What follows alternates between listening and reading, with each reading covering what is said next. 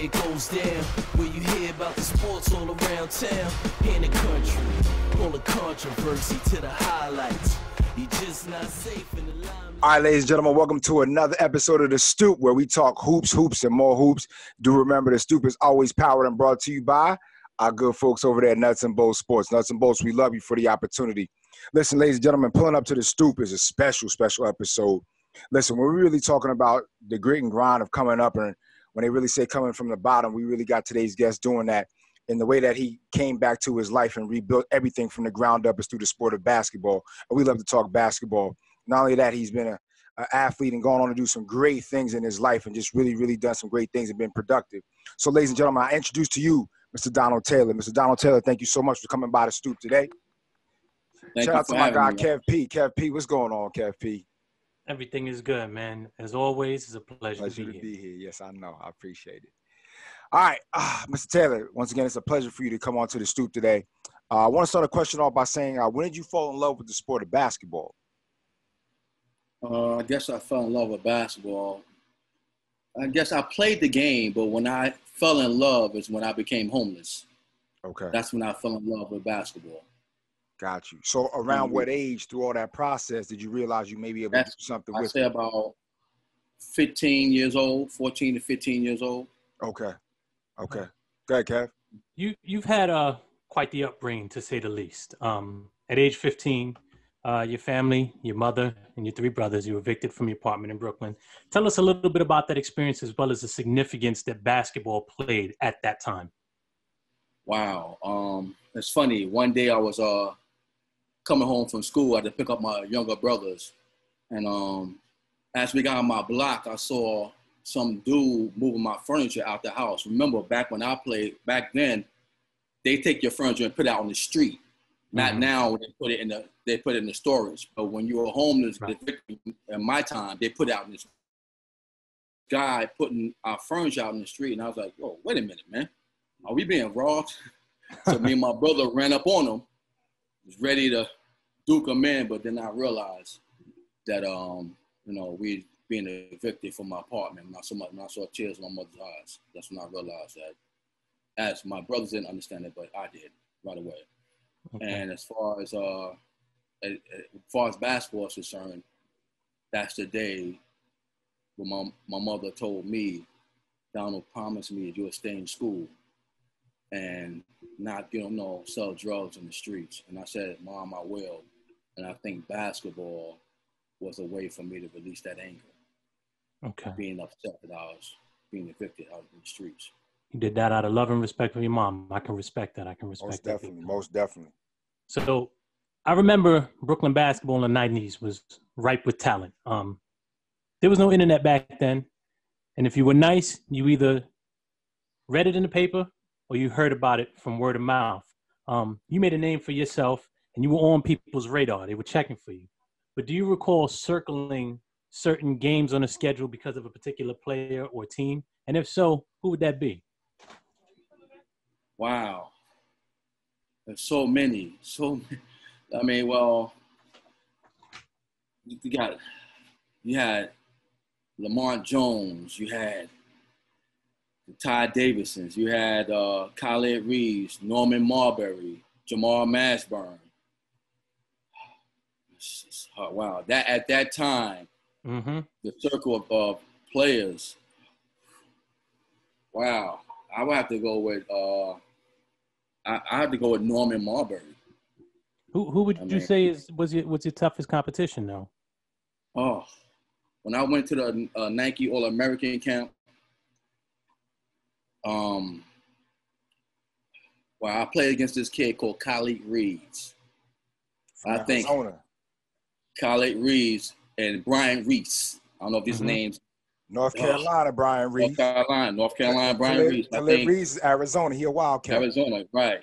I think those was probably the toughest guys. I mean, don't forget Brooklyn. Brooklyn had a circle of tough guys too, but absolutely. Out of memory from camp, I remember those guys going, playing against those guys, tough guys. Mr. Taylor, I wanted to ask you. Brian Reese upset the Fab Five in the NCAA tournament. What's that? Brian Reese upset the Fab Five in the tournament. That's a fact. Well, hey, Mr. Taylor, welcome to some basketball geniuses out here, man. We're going to talk about that. Yeah. Right. So I wanted to go back for a sec. Miss Mac, as y'all like to call her. Wow. Debbie McIntosh. The first lady coach. There it is. She made history being the first female coach. Yeah, high out school. to coach boys high school in New York. First white lady coach in an all-black school. There it is. Wow. So even more so. Admittedly, she didn't know anything about the sport. She didn't even particularly care for it. No. But to her credit, she dedicated herself to coaching and learned quickly. Yeah. What was it like to play for a coach that was still learning the nuances of of coaching as well as the sport itself, in addition to being a lady coach? Because back then, that was essentially unheard of at the time. It was. A white lady coach coming into Prospect Heights, one of the worst schools in New York City. Yes, sir. She walked in. We was like, what the? Yeah. We was like, that's definitely not our coach. She came in the gym. I mean, she had the whistle on, and she portrayed the coach, look. But we gave her a hard time at first, doing everything we can to try to get her to just run up out of there. Move on, yeah. Coming into the locker room, maybe had our shirt off, just doing things that try to make her go, I can't do this. But boy, she showed us. I mean, tough. I mean, she was really mentally for us, and we started to love her. And I think that was the, all coming from the streets and having a white lady coach. We was like, we knew we was gonna lose all the games, but just the fact that she showed us love, I think that's what won us over. Wanting to learn and being a mother figure to us. I think that kind of helped us with, okay, let's give her a chance. Because as we was cursing, she was giving us hugs, if you know what I mean. As we was like, going through our problems, she would come and talk to us personally. Some things that I never experienced from a male coach.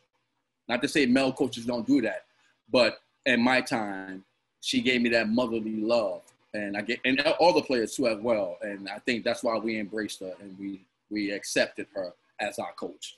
Okay, that's what's up. TJ, go ahead. No doubt. So, Mr. Taylor, listen, you got to know that in order to stay eligible on that floor, you got to do your schoolwork. So I want to talk about what kind of barriers did you face, unfortunately, being homeless and being in the shelter at that time and still having to concentrate and make the mark and get your schoolwork done and completed, man. How did that go for you? At first, I was a D student. I mean, not the brightest kid in the world, and I'm not claiming to be. What happened for me, like I said, when I became homeless, and we went into the shelter. I don't know if you heard, it was Catherine Street, Lower Manhattan. It was a high school built for shelters, and you share it was a classroom, but they put a divider in there, and you share a spot with another family, and I'm in a classroom now that's divided in half. My mother and my brothers on one side. Remember, it's my mother and 4 kids, me being the oldest, 4 brothers. I had to grow up real fast because I was the oldest, no father figure around. I had to be the man of my family. I had a little brother who was I think the youngest was, I think Lola was 4 at the time. Oh, wow. Tavares was, I think 9, and my brother Tyrone was right under me. So I was 15, he was 13. So I had to grow up real fast. I never experienced my teenage life. I never really meant to be a teenager because I had to look after my 4 brothers. And like I said, it put a spark in me that I said, to my mother said, Donald, please, just promise me that you're not going to go out there in the street and sell drugs. And I had them all come, I had drug dealers come, yo, D, come on, man, sell this. Come on, man, you can make money for your family. That was always, I was like, no, I made a promise to my mom. And I started to pick up a book a little bit, started to read a little bit. I started to raise my, and I think that's what the teachers saw. I started to raise my hand in class and say, listen, I don't understand. I need help. Please help me. And I had teachers sitting down with me. I'll never forget this, this teacher named Ms. Jones sat down with me, helped me to read things and understand things, helped me to put my writing in order. You know, I'm from the streets. So everything that the way I talk is the way I was writing, which I had to realize that you can't write the way you talk. So I had to change. I had to revamp my whole life around to education and putting that first, a little bit before basketball. Right. Putting that first. And the basketball is the key that kept me out of trouble. But using my education also to help keep me out of trouble. So it was kind of hard, but with the love and the support that I got and the tutorings that I got, the teachers around me, I was able to pull it off. Understood. Listen, Mr. Taylor, just like you, I had a couple of opportunities out there. Kev would tell you, I did a little 1-2 back in my day. I was all right, but not to the level of you. But I had a little game. But the problem was I only got a 720 on my SAT scores as well. And I tell people that all the time. Like, that was my downfall and my demise. I know back in your day, you also received a low SAT score in the beginning. And I know I had testing anxiety. But let's talk about the conversation you had with yourself. You fall in love with basketball. You know, you're trying to get your family to a better situation, a better way of life, but you score low on the SAT, so that kind of minimizes your opportunities. So what was that in the moment? What was that pep talk like for yourself? And what did you do to get yourself back on your feet and say, you know what, what's next? I'm glad you asked that, brother, because kids need to know that even though you fall down, you can get back up. Right. When I first took the SAT score, I scored a 640. And I'll never forget, I came in the gym and I just fell and I started crying. And Miss Mack, remember I told you the mother of her, right, hugged me and said, it's going to be okay. And I cried. And this is something that I never told anyone.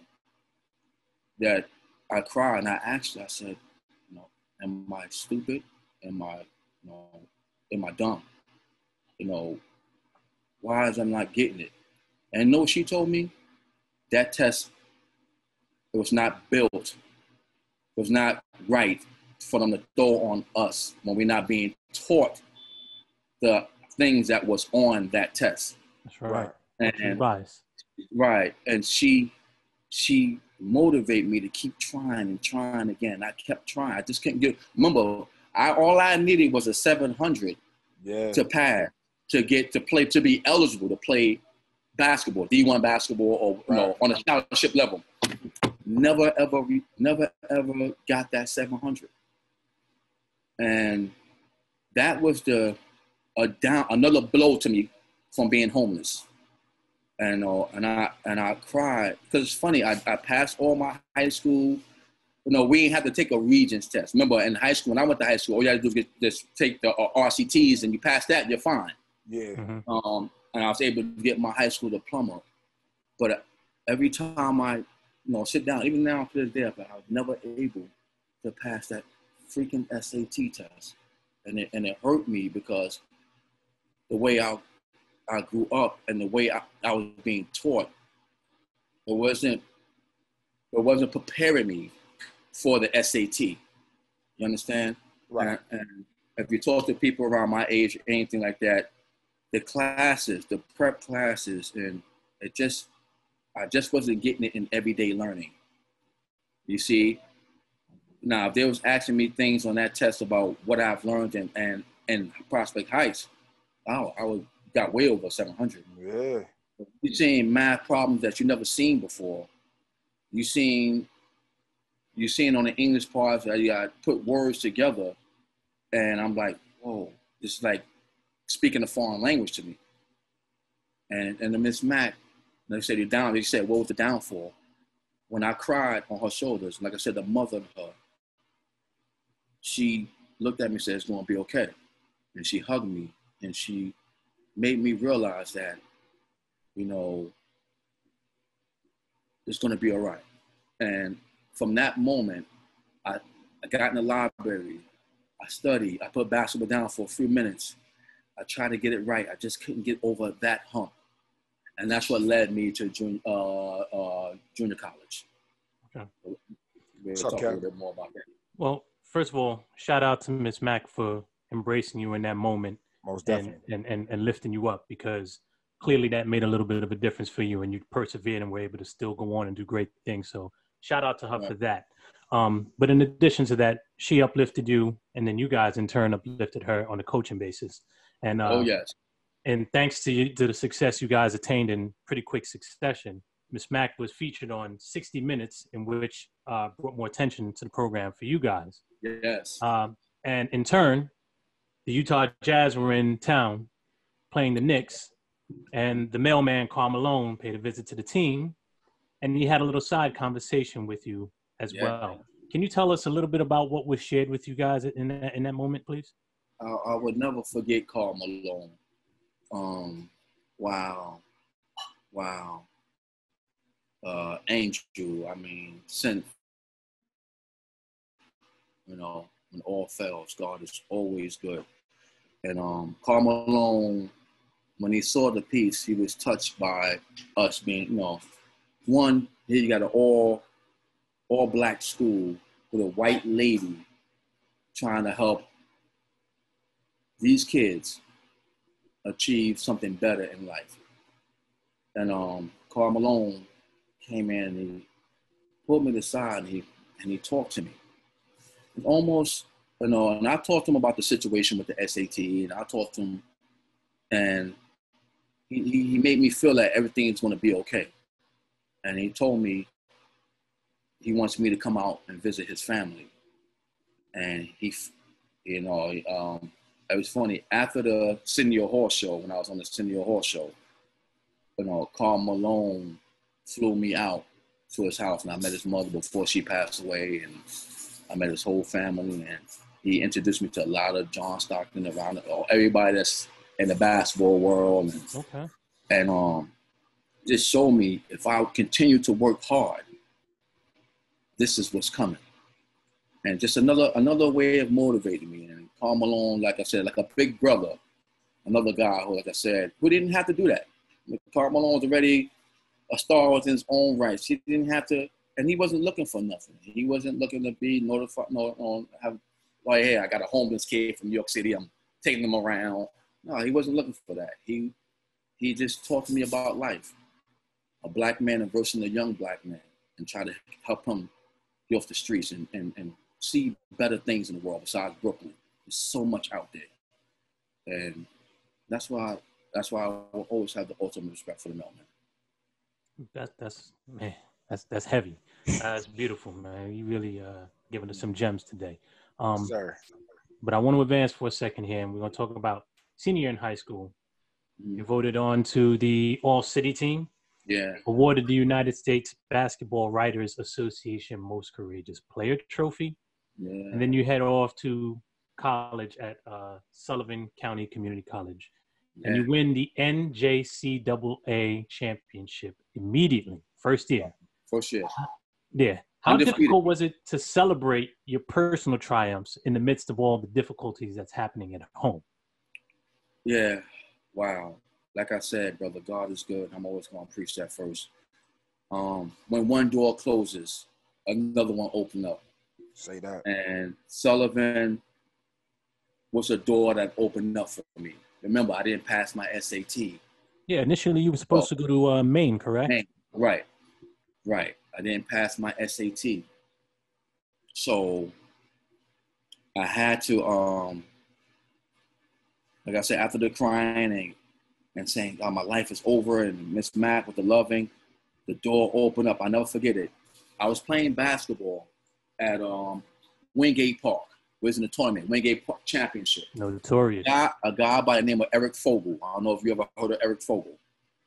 Eric Fogel saw me play, and he was like, yo, D, what are you doing for Semper? What school are you going to? And I was like, man, I really don't know. You see, this was a black shade of my life. This was the part where the cloud was over me, and I didn't know where my next step was going. But God is good, like I said before. Eric talked to me, and he's like, listen, man, I got the perfect school for you, man. And he told me about Sullivan.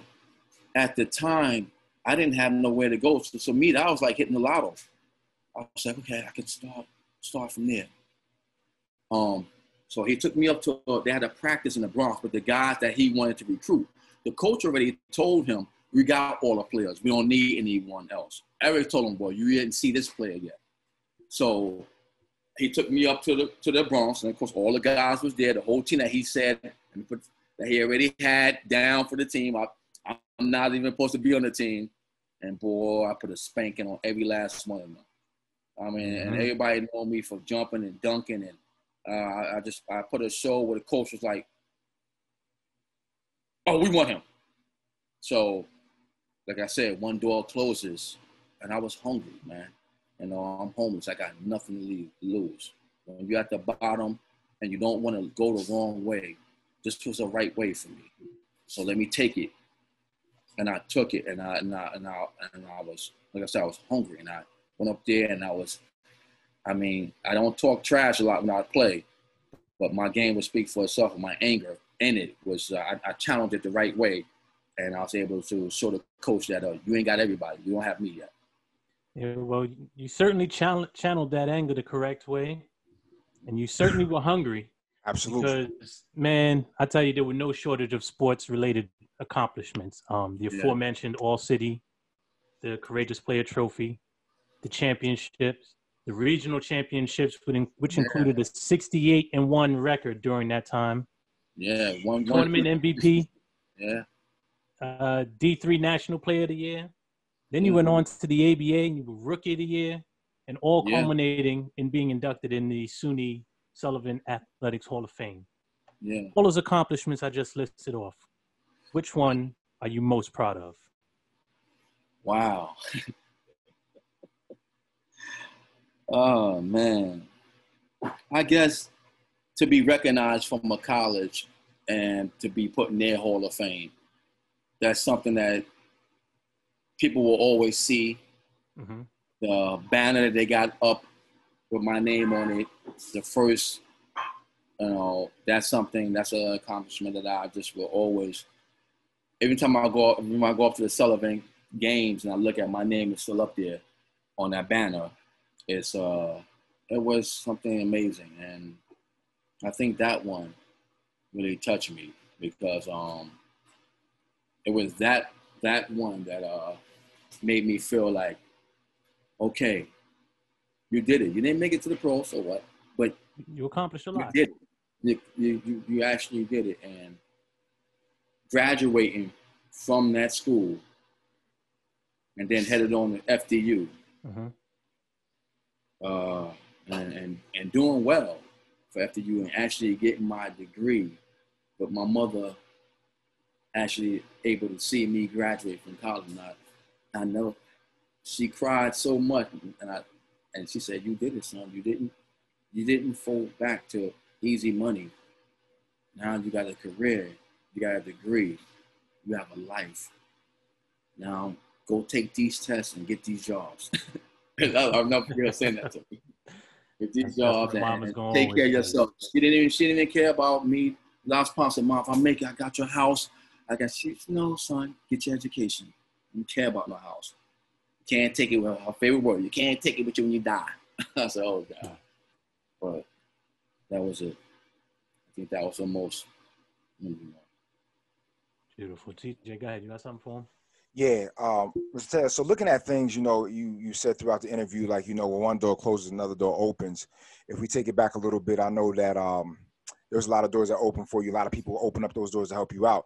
Let's talk about the relationship that you have with Coach Green, another individual that was, instrumental for you in helping you out and getting you along the way on your basketball journey. How was that much of an impact as well? Coach Green from, oh, wow. Playing on that level, basketball, he instilled confidence in me. He was like, he didn't, like some coaches try to shut your game down or want you to play the A, B, C, D. Mm-hmm. He believed in my, me being an athlete. He believed in me playing, and he let me play my game. And I think that was probably the best thing that I ever experienced, where a coach just letting me be me. He wanted me to go out there and show what I got. He said, use your athletic, use your speed, and just play the game the way you play. With a little bit of, restrictions here and here, but not as much where I wasn't able to be me. He let me be me. And I think that's the most thing I remember about Coach Green. He wanted me to be me. And that was the best. Okay. Now, another quick question. Growing up in the 90s, there were a lot of great players in that era. You know, people are still talking about the 90s basketball to this day. Growing up in New York City in the 90s, man, who was one person that might have inspired your game or somebody you looked up to or somebody that you really tried to pattern your game after? Well, I never really tried to pattern my game after anybody, but if anybody I respect when they play ball was Seth Marshall. I don't know if you ever heard of Seth Marshall. Him, Corey Williams, and another one, Conrad McCray. Okay, Conrad.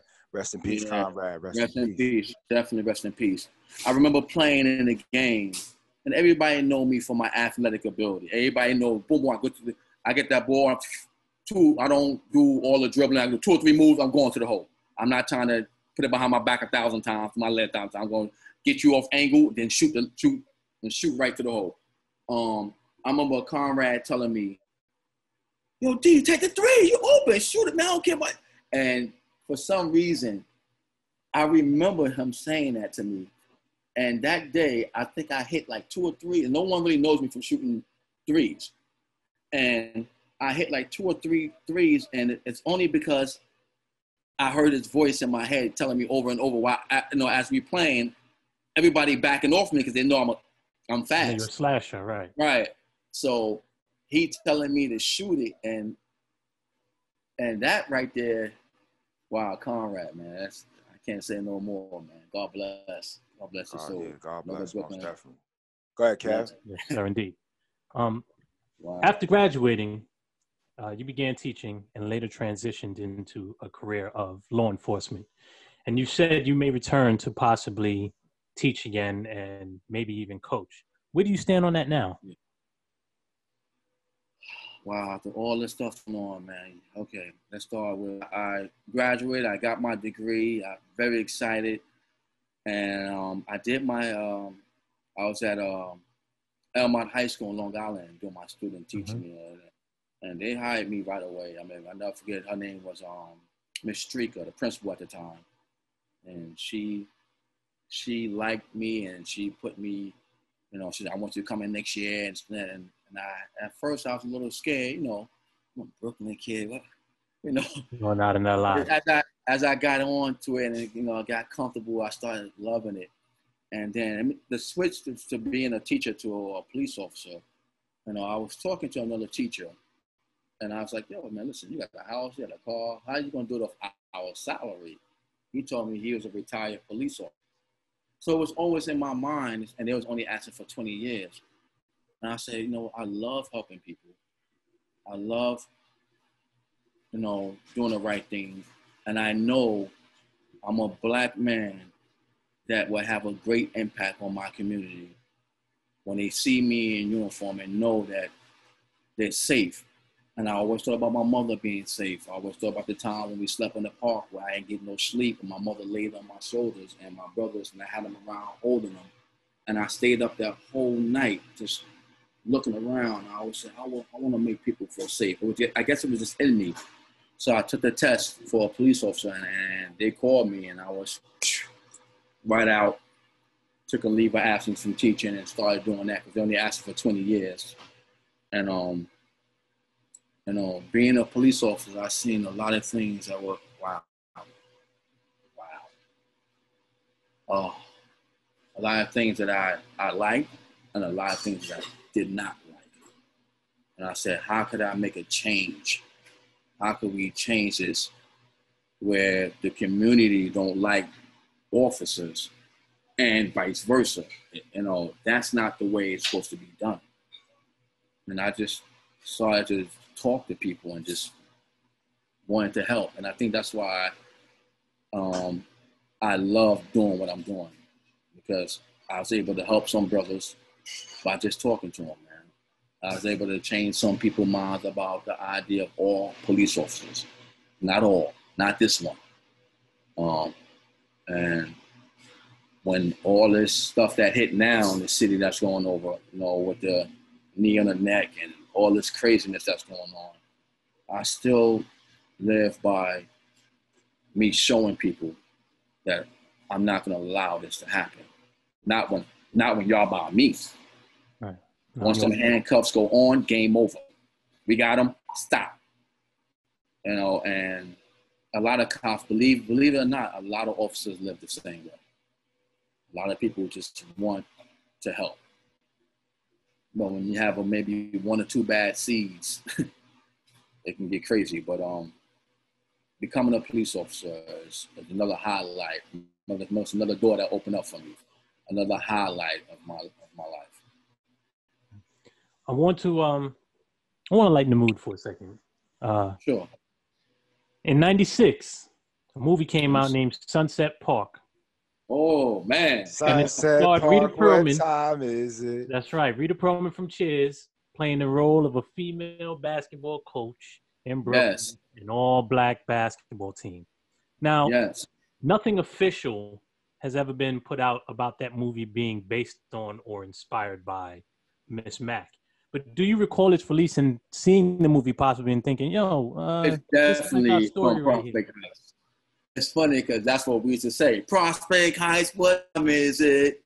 Game time, woo! That's our saying. So it definitely was a part of Prospect Heights.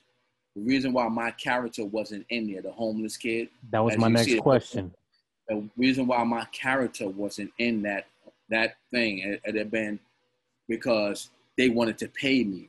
Now remember, when you're playing for the NCAA, you cannot receive any money of any kind, or your college will be, of course, you get in trouble for it. You're eligible. So they had to, right, because they feel like you're an amateur. You're not a pro, so you're not supposed to be getting money from anything. So I was on a full Division I scholarship. Remember, Maine recruited me. Mm-hmm. So I was on a full Division I scholarship. So they couldn't put my character in it to save the world. So I guess they worked around it and did it the way. So to your recollection, it pretty much was based on that. They just made some alterations to the story. Yeah, a little alterations. It was based on Miss Mac, but it's also I was supposed to be one of the leading characters in there about me being homeless, and and how that they're putting that all together along with the players and everything. Okay. So that's why my character was there. And then one door opens, one door closes, but that was the door that closed for me being inside. Got it. Hey, Mr. I wanted to ask you, growing up in the 90s, man, was there any sneakers you wanted to rock, or you think about now you went back and rock, or you had a favorite type of kick for the 90s, bro? Talk to us. There were so many things that I wanted in the 90s, brother. Some things that I wish I could have had and all. Remember, I was homeless, and I used to see all the kids with the Nike sneakers and the nice sneakers and clothing. And my mother did what she could for us, brother. My mother, with no father around, my mother gave us what she can give us. I had the Converse sneakers. Okay. And I didn't have remember, I think Dunks was out at the time. I think the Michael Jordan sneakers was out at the time. And there were things that I just for. But I was humbled and I was hungry, and I never looked at another man and got mad at what he had. I just said, God, hey, I'm God again. If I can I, get me a pair of sneakers? And what happened playing basketball, Nike took a hold of me. Nike sent me sneakers. And I think at the time I had, I'm get the name of it right. I think it was called one of them Jordan sneakers. I forgot what it was, but I walked around in them, and that was my sneaker. I forgot the name of the sneaker, brother. I can't think back that far. But Nike was the one that gave me my first expensive sneaker. Gotcha. And I was like, sporting it. Like, okay, I never wanted to take those things off. All right. I'll kill you try to take my sneakers. You know, it was like, wow, I got a pair of Nike sneakers, and I was just happy. You know, if I can remember the name, I forgot the name of them. I think they were called Flights. Were they Flights? I think they were Flights. I forgot. In the early years, they used to have the Nike with the flight and like this almost like yeah, something like that. But I was happy with those one sneaker. But as far as sneakers and clothing is concerned, man, I never had the top-notch clothes. I never had, you know. Sometimes I wash my clothes out and put them back on the next day. As far as pants and jeans, and my mother said, no matter what clothes you do, just make sure they stay clean. Always have clean underwears and clean socks when you step outside this house. You never know what can happen to you. Make sure your drawers are clean. Right there. Classic. I think every mother told their child that. That's rule number one. That's rule number one. So I always in there washing them out, hanging them out, letting them drip dry, throw them back on the next day. No doubt. Mr. Taylor, it's been a pleasure for you to sit down and come with the Stoop. This has been impactful. This has been a lot of things for me today, and I definitely want to thank Kev and Uncle Mike for this one, man. I'm very thankful and very blessed. But I got one more question for you. You dropped a lot of names for us, you know, the rest in peace to Conrad, the Brian Reeses, the Khalid Reeves. But if I could give you 10 slots to make an all New York roster, you got 10 guys. 10 guys to make the best New York roster of all time, not including yourself because you're going to be the coach of the team. But who is the top 10 guys, New York all time, who will be on your team? Top 10 all time. I'm going with Conrad. Okay.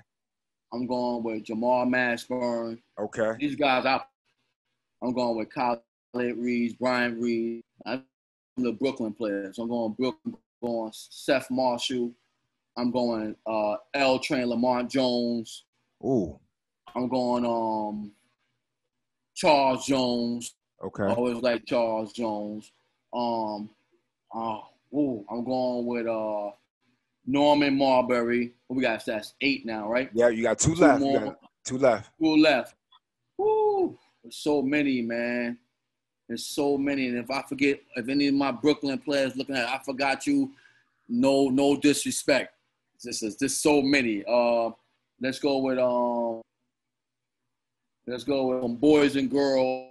We go with Mike Pollard, boys and girls, and let's see. Last one. Last but not least. It's always the last one. Oh, it's always that last one. Always the last one. I'm going with Williams, last one. Okay. Corey Ruin, the dancer. I'm going with the dancer. Okay. Corey Williams. Corey Williams. Yeah, it is. It's just so I could have 5 more teams, man. But if I got any kids listening to this, man, I just want them to know if you're going through a hard time in life, don't give up, man. Just keep pushing forward. Don't think turning to the streets is going to be the way out, because fast money is not the way out. You know, try to continue with your education. Try to stay in your prayers, and things will fall in place if you just continue to stay focused and stay straight. And that's to all my younger brothers, younger than you and I, out there, you know, thinking about, you know, in the struggle. So I just want them to know that. Absolutely. And I hope that when you have completed your time in law enforcement, that you do still consider going back to teaching these kids in the schools, quite possibly coaching, because everything that I've heard and seen from yourself has been inspirational from a standpoint of a grown man. So I can only imagine what some of these younger kids will get out of this, should you ever decide to do that again. I highly encourage you. I implore you to do it, my man. Yeah, I will, my brother. Believe me, I will. We need it. Enough of us young brothers out there, so let's do it. Yes, thank you. Thanks for having me. Well, once again, Mr. Taylor, on behalf of the Stoop, you know, myself and Kev, we really want to thank you, and you've been a blessing to be on the show today. Yes.